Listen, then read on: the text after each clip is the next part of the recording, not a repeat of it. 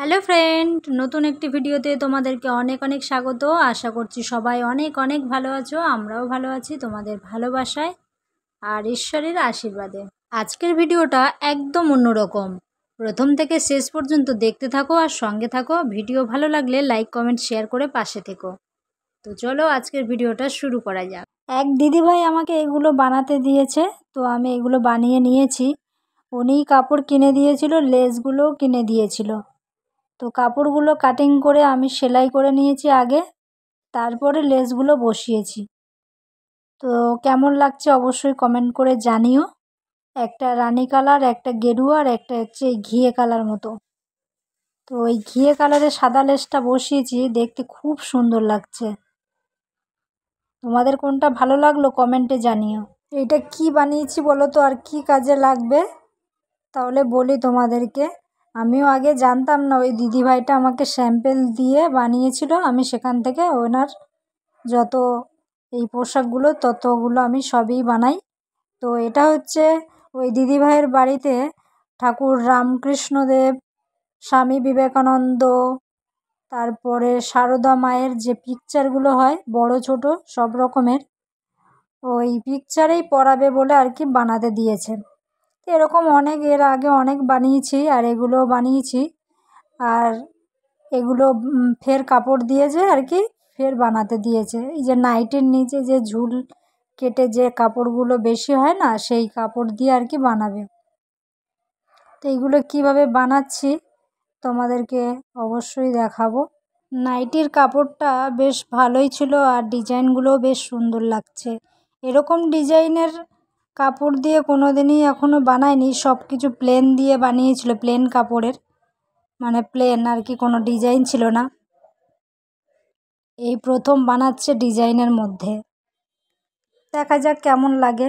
এর আগে ওই দিদিভাই কি সুন্দর, মানে শাড়ি পরার মতো এত সুন্দর স্যাম্পেল দিয়েছিল, ওই দেখে দেখে অনেকগুলো বানিয়েছিলাম আমি। পিকচারের নিচে কুচি কুচি বেশ অনেকটা বড় করে কাপড় ঝুলেছিল। আর আঁচল মায়ের যে জামাটা আর কি বানিয়েছে, তার ওই জামাটার বাঁ দিক থেকে আর কি কুচি দিয়ে বেশ অনেকটা কাপড় নিচের দিকে ঝুল, বেশ শাড়ির মতো দেখতে লাগে পরালে জানো। পিকচারে ওই কাপড় পরিয়ে অনেক ছবি আমার কাছে পাঠিয়েছিল ওই দিদিভাই। তোমরা যদি কেউ দেখতে চাও কমেন্টে জানাবে, অবশ্যই আমি শেয়ার করব সেই ফটো। এই লাল কাপড়টা যে বানিয়েছি এটা শাড়ির ব্লাউজ পিস ছিল, তো খুবই পাতলা ছিল। ওই জন্য দিদিভাই বলল যে এটা ডবল কাপড় দিয়ে এটাকে করতে। তা আমি এটা ডবল কাপড় দিয়েই করেছি, তোমরা দেখতেই পাচ্ছ। তো ডবল কাপড় দিয়ে করলে কি হয়, বেশ মোটা সোটা হয়, ভালো লাগে। পাতলা করলে তো কেমন কুঁচকে কুঁচকে থাকে, ওই জন্য বললো ডবল দিয়ে করতে, তাই ডবল করেছি। আর এখানে দেখতেই পাচ্ছ নাইটির কাপড়গুলো কাটিং করে ফেলেছি আমি।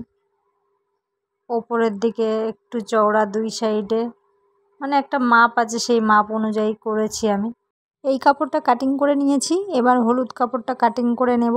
এক একটা কাটিংয়ে আছে 2 2 4 5টা, 5টা করে এক একটা কাপড়ে কাটিং করতে হচ্ছে আর কি।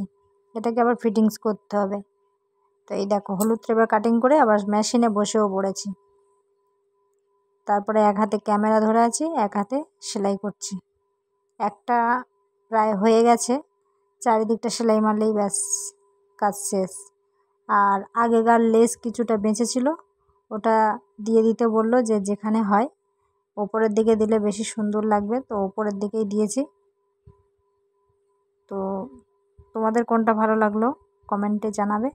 আজকের মতো ভিডিও এই পর্যন্তই। ভিডিও ভালো লাগলে লাইক কমেন্ট শেয়ার করে পাশে থেকো, সঙ্গে থেকো।